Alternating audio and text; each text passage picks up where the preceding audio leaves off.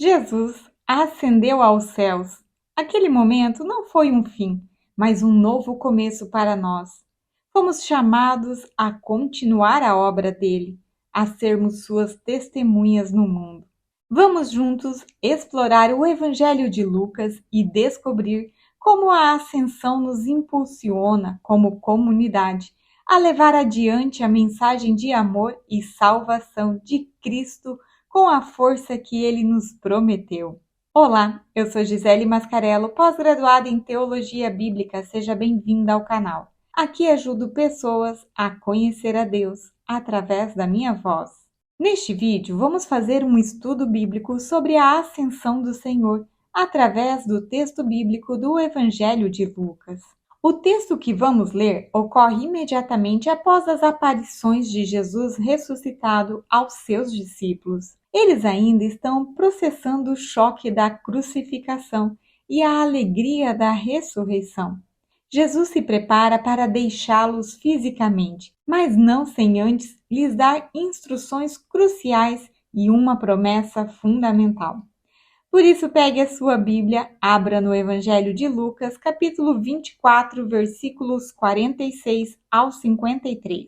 Vamos lendo o texto e refletindo.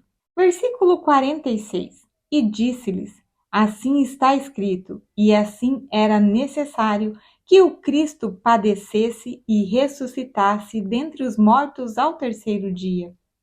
Jesus começa conectando os eventos que acabaram de ocorrer com as escrituras do Antigo Testamento.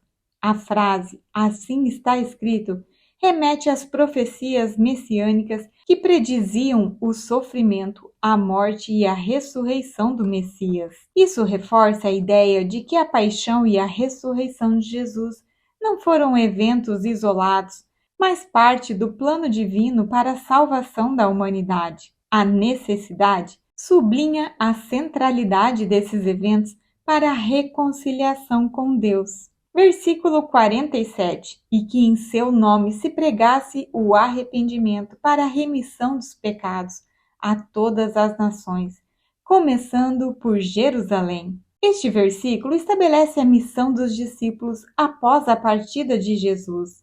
Eles são incumbidos de pregar o arrependimento para a remissão dos pecados, em nome de Jesus. A abrangência dessa missão é universal, a todas as nações, começando pelo centro do judaísmo, Jerusalém. Versículo 48. Vós sois testemunhas dessas coisas. Jesus designa os discípulos como testemunhas oculares de sua vida, morte e ressurreição. A palavra testemunhas é crucial, pois implica um compromisso de compartilhar o que viram e experimentaram. Nós também somos chamados a ser testemunhas de Jesus. O verdadeiro seguimento de Jesus não é passividade, mas ação no mundo. Ações que imitam a do nosso Senhor Jesus Cristo e anunciam a boa nova. Versículo 49. E eis que sobre vós envio a promessa de meu Pai. Permanecei, pois, na cidade, até que sejais revestidos da força do alto. Jesus promete o envio do Espírito Santo, referindo aqui como a promessa de meu Pai e a força do alto. Ele instrui os discípulos a permanecerem em Jerusalém até serem revestidos desse poder divino. Promessa essa que Lucas vai narrar o cumprimento em Atos dos Apóstolos. Esta promessa é fundamental para a compreensão da missão da igreja. Os discípulos não podem exercer essa missão sozinhos. Eles precisam da ajuda do Espírito Santo, o mesmo Espírito que ungiu e assistiu Jesus. Este revestimento de poder é essencial para a vinculação à missão messiânica. Versículo 50. Então os levou para Betânia e, levantando as mãos, os abençoou. Lucas descreve o ato final de Jesus antes de sua ascensão. Ele os leva para Betânia, um lugar significativo nos evangelhos, e os abençoa. Este gesto de bênção é um sinal de despedida, mas também de envio e de promessa de proteção divina. Versículo 51. Enquanto os abençoava, separou-se deles e foi elevado ao céu. Este é o momento da ascensão propriamente dita. Jesus separou-se deles e foi elevado ao céu. Este evento marca a conclusão da presença física de Jesus na terra e o início de sua glorificação à direita do Pai. A ascensão não significa que Jesus está gozando férias no céu. Pelo contrário, ela indica que ele nos leva consigo à casa do Pai, abrindo um espaço de salvação ao longo da história. A Trindade assume plenamente a humanidade de Cristo ressuscitado, oferecendo um caminho de reconciliação.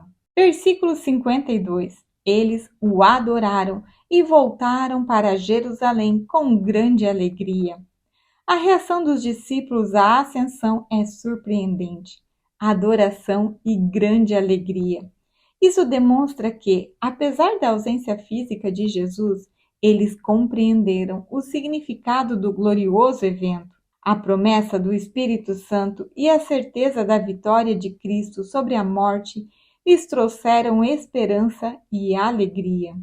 Versículo 53. E estavam continuamente no templo, louvando a Deus. O último versículo descreve a atitude dos discípulos após a ascensão. Eles permanecem unidos em oração e louvor no templo, aguardando a promessa do Espírito Santo. Esta unidade e fervor espiritual são o prelúdio do nascimento da igreja em Pentecostes. Este versículo inicia a ideia de que todos juntos somos seus continuadores, somos como um corpo com vários membros, a comunidade reunida em oração e a manifestação do corpo de Cristo no mundo, através do qual Jesus se corporifica no mundo em comunhão e missão. A ascensão não é um evento isolado, mas o clímax da obra redentora de Cristo. Conforme anunciado nas Escrituras, ela marca o início da missão da Igreja de ser testemunha de Cristo até os confins do mundo, continuando a obra de reconciliação iniciada por Ele. A promessa do Espírito Santo é essencial para capacitar a Igreja nessa missão. Sem a força do alto, os discípulos não poderiam cumprir o mandato de Jesus. Embora ausente fisicamente, Jesus permanece presente de forma sacramental e pascual no meio de sua comunidade, animando e salvando. A ascensão significa que Cristo abre um caminho de salvação, elevando a humanidade à glória divina. A Trindade assume a humanidade em seu seio, oferecendo a todos a possibilidade de reconciliação. A comunidade dos discípulos, fortalecida pelo Espírito Santo, torna-se o corpo de Cristo no mundo, continuando sua missão em comunhão. Portanto, a ascensão do Senhor não é uma despedida triste, mas a gloriosa coroação da obra de Cristo e o envio da Igreja para ser sua presença viva e atuante no mundo, capacitada pelo Espírito Santo. O nosso olhar não deve se fixar apenas no céu, esperando passivamente a volta de Jesus, mas sim se voltar para o mundo, onde somos chamados a ser suas testemunhas e a continuar sua missão de amor e salvação. Amém? Gosta de estudar a Bíblia? Deixe nos comentários qual a sua cidade e paróquia. E se você não é inscrito no canal, corre inscrever-se para não perder nenhum vídeo de estudo bíblico. Caso tenha dificuldade de estudar a Bíblia sozinho, indico os cursos e materiais Vós Conhecer.